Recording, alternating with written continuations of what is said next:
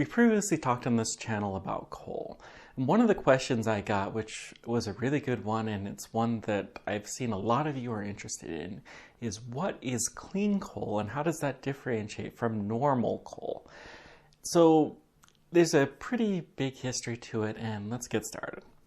As a quick reminder, coal is a bunch of organic material that's fallen usually to the bottom of a swamp over a long period of time that has eventually hardened to remove all of the water and most of the organic stuff out of it into essentially a big carbon brick.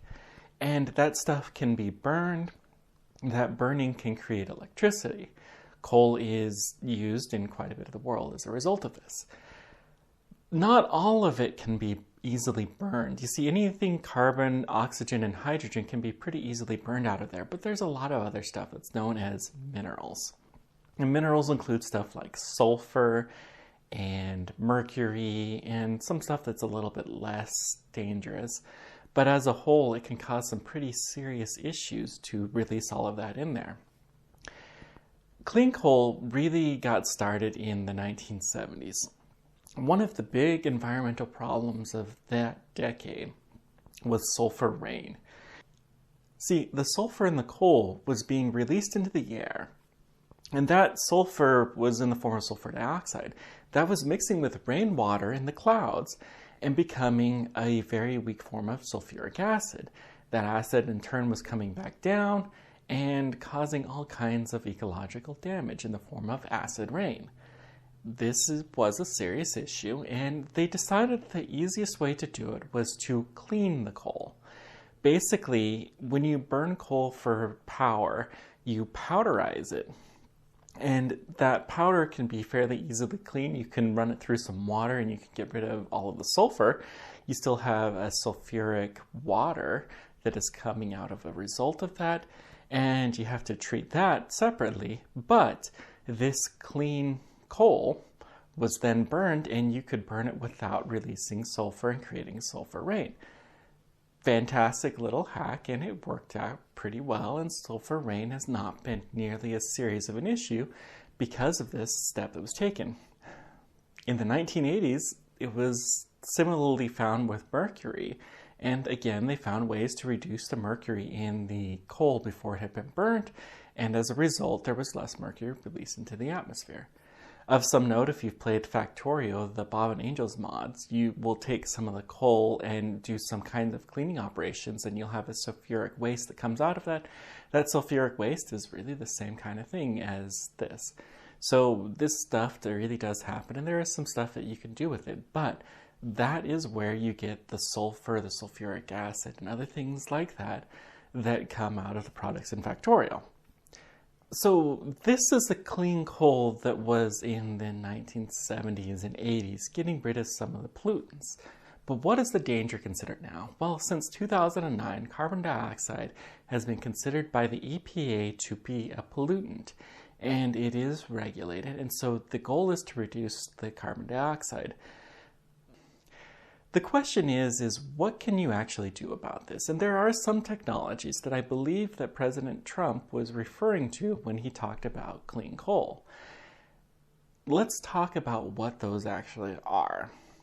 The gold standard to have completely clean coal would be to capture all of the pollutants and to do something with that. Since carbon dioxide is considered a pollutant, you have to capture that. And so you would have some form of carbon sequestration. When you burn coal, you powderize it, and then you mix it with pure oxygen and you ignite that mixture. And because that's essentially pure carbon dioxide, what's coming out of there, everything else is soot too, which you also don't really want to release into the atmosphere. You can capture all of that, bring it into the underground, store it, and you have some kind of a system. This is very, very expensive to make work, and you also have some dangers. If this carbon dioxide ever gets outside of the area that you're storing it, you could have a big cloud of it that could actually suffocate people. Bad, bad stuff, and this actually has happened in the past.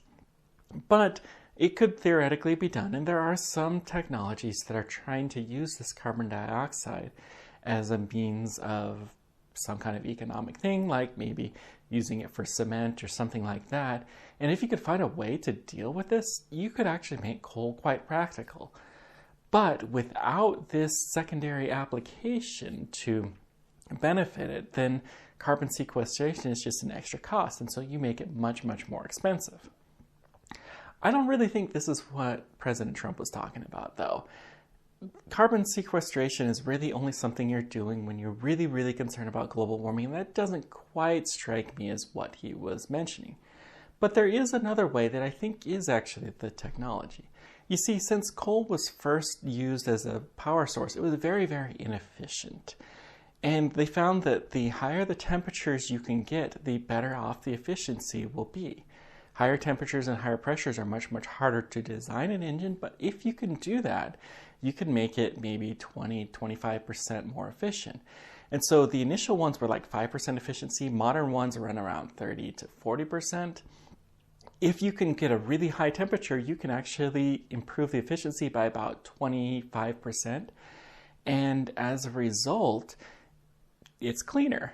You're making more electricity using less coal as the input, so you're going to have less pollutants, and overall it's just a better process. This sounds fantastic.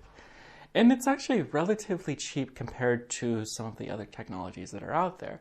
But it still is a cost, and you have to be able to look to the future to pay off this cost, because if you're a private coal power plant, you're going to need to have a loan for like 20 years to pay for all of these upgrades to make this more efficient. And quite frankly, you're not going to get your monies back. Coal is on the decline in the United States especially, but throughout the world. In 20 years, it just doesn't seem likely that it's going to be getting there, so you're not even going to be able to get a loan to pay for all of this technology. Theoretically, a government grant could fund some of this, which may happen, and maybe that's what President Trump was trying to do. But as a result, you're just not going to get that much out of it. And you're still releasing a lot of carbon dioxide, although some of the other pollutants that are out there are less than even natural gas with these really, really clean plants that are super high efficiency. The bottom line is I think that you could do some efficiency to coal to make it to work better.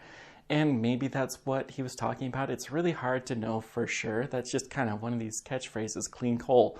Everybody understands that it latches on, but it hadn't had as much of an effect to the outside world. And quite frankly, we're not really going to know, because as I am recording this, President Trump is going to be leaving office without having really done that much towards clean coal. Thank you guys very much for joining me. Let me know whatever questions or comments you guys have, and check out my rest of my series on energy production.